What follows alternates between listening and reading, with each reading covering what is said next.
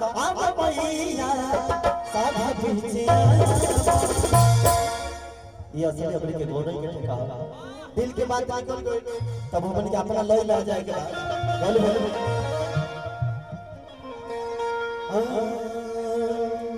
आम मैया साधा पीछे आम मैया साधा पीछे गोदी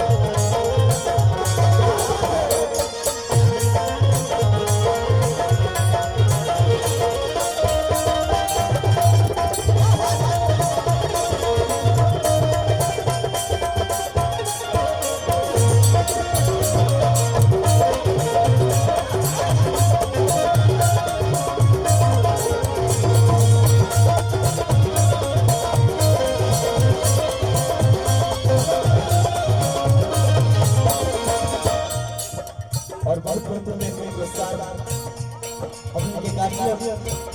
बहुत ही सुंदर गायक और बहुत ही सुंदर घोषक कहा जाता है और भाई अनिल मिश्रा जी की तरफ से बहुत बहुत पुरस्कार मिला और साथ ही साथ वहाँ के रेलवे में ठेकेदार हैं हमारे के बड़ भाई जगत बहुत प्रेम हमारे के देवी हमेशा प्रेम बरसावत रहे हमारे के जेपी भैया की तरफ से बहुत बहुत पुरस्कार आए लेकिन कहे तो मां बाप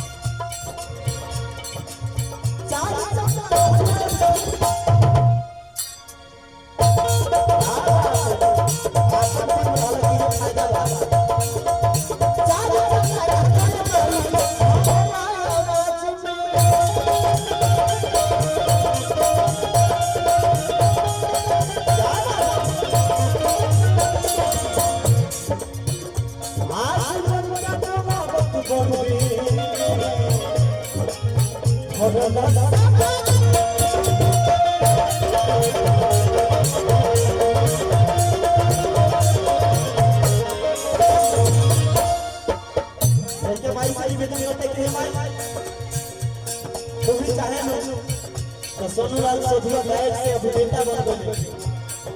तुम ही चाहत तो जेपी भैया उद्घोषक से बहुत अच्छा फिल्म कर लगे अभी हाल ही में मेरी बार भैया के अभी सब बधाई शुभकामना बा के फिल्म हिट जाओ लेकिन पापा कि माई हमरो कुछ बनाओ चार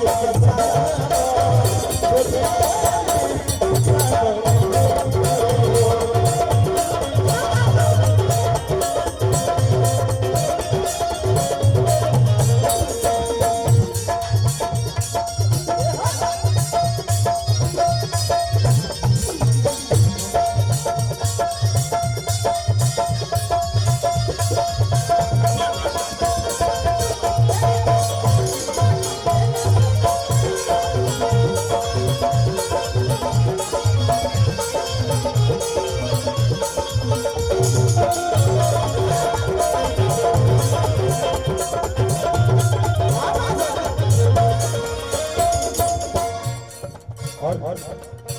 साधु भैया तनी समझ भैया को तनी छोड़ा तनी हम घर जाओ हम सब पुराना अब हमन हमर कोट में घुस गइल था भाई कई कलाकार क्षेत्र का संपूर्ण हमारा नाम हो तनी मत तो कला रह गई सोनू भैया समझा के सोनू भैया ये तो भाव की बात आई है हमारा को वोट देते हैं मेरे तो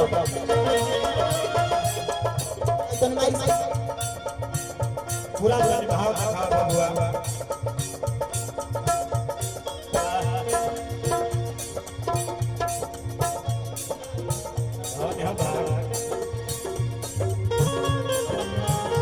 ये भी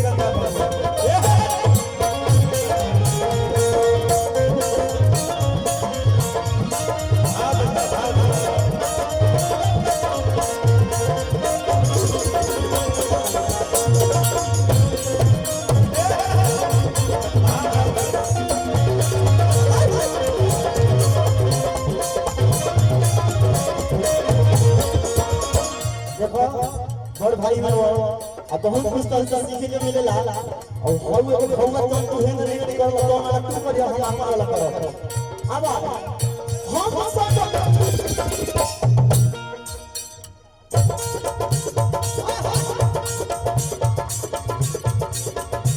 ये का लाता हम सब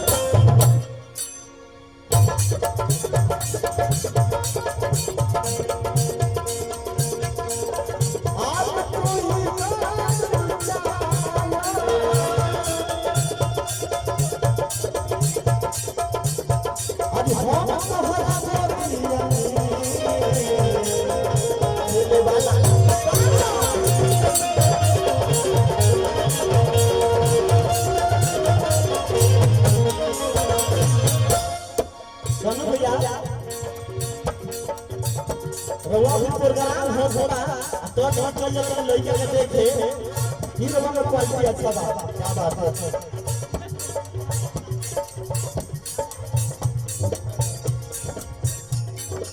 वाह धुरान काका के छाप गावला से धुरान काका के गांव बसंतपुर से भैया की तरफ से बहुत बहुत रुपए उपेंद्र सिंह जी की तरफ से बहुत बहुत रुपए का पुरस्कार मिला भाव होगा लड़का कहता कि हे भाई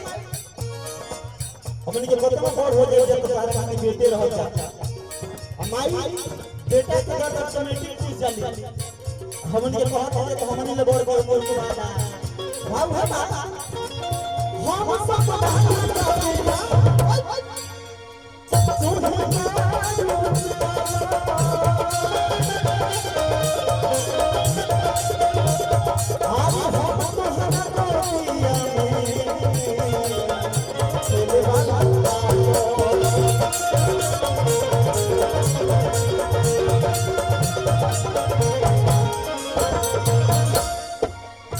माई से है कि होता है कि इसे सोनो लोग सदुआ के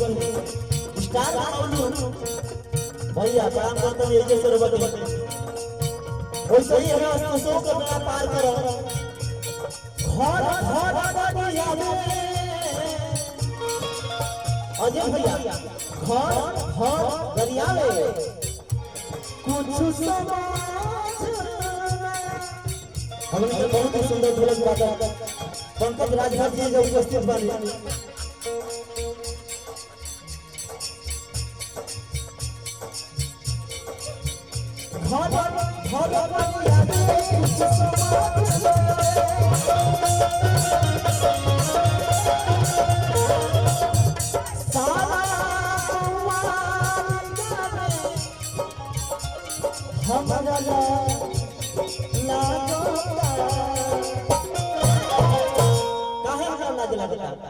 पेट भी निकल जाता माई बैठल बैठल प्रोग्राम दे देते वेतन कि पेट भी निकल जाता तने हमरा के फिल्म में काम दियो बेबलेस भैया टीम फिल्म कंपनी से आइल बनी वहां के बहुत जीगर फिल्म आई है के कंपनी से अब बहुत ही अच्छा कैमरामैन हमन के देवेंद्र भैया उपस्थित बारन ई दोनों आदमी चाहिए हमन के हीरो बन सकत नहीं जा माई से हम जब अनु भैया ने हमन के एक्टिंग कर सकत नहीं जा हमन के चांस नहीं मिला माई से मतलब सारा हमारा लाज लगोता भैया गौर करके ये माई हीरो बना दी हमारा साथ पंकज भाई पूरा बुझाओ ना लेके घर घर में हमारा घर के घर घर परिया कुछ समाज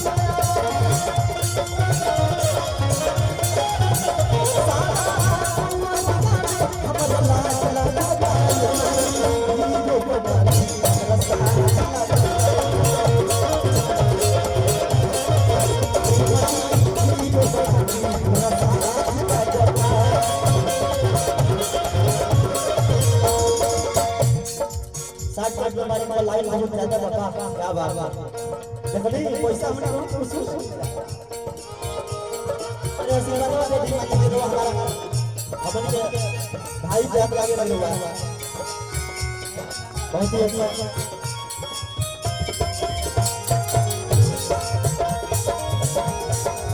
और मैं सबसे कोई कार्य आशीर्वाद का धन्यवाद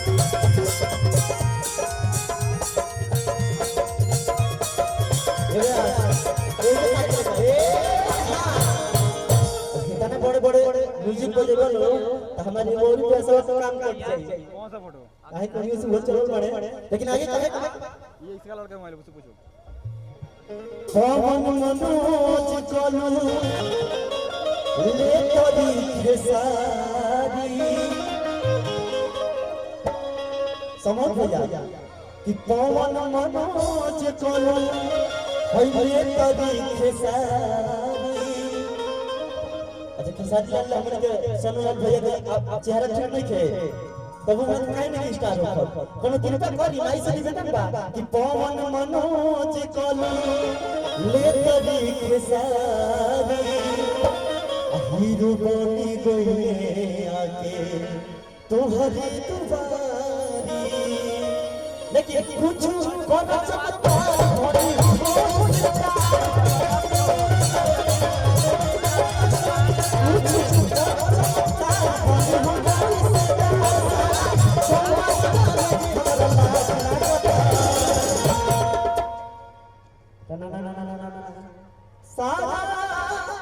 लेके आई बनी क्योंकि विमलेश भैया आप अकेले हैं आपकी फिल्म कंपनी के संयोजक है आपको लेके आना चाहिए था कि सारा गौर गावे हमरा लाज लागो इमाई पेट पचकार हमरा साथ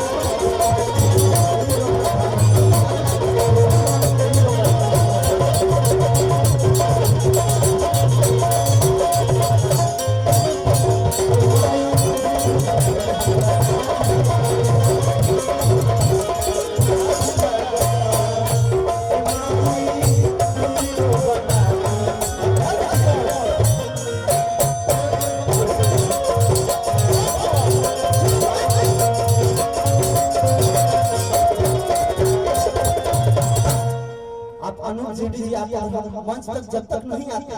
तब तक हम चलते रहते हैं। हम देखे थे आप मजा ले रहे हैं तो हम सोचे कि आपको मजा दे दे। अब आप बताइए कि हम हीरो लाइव प्लेटफॉर्म है। हेलो एक मिनट रुक जा।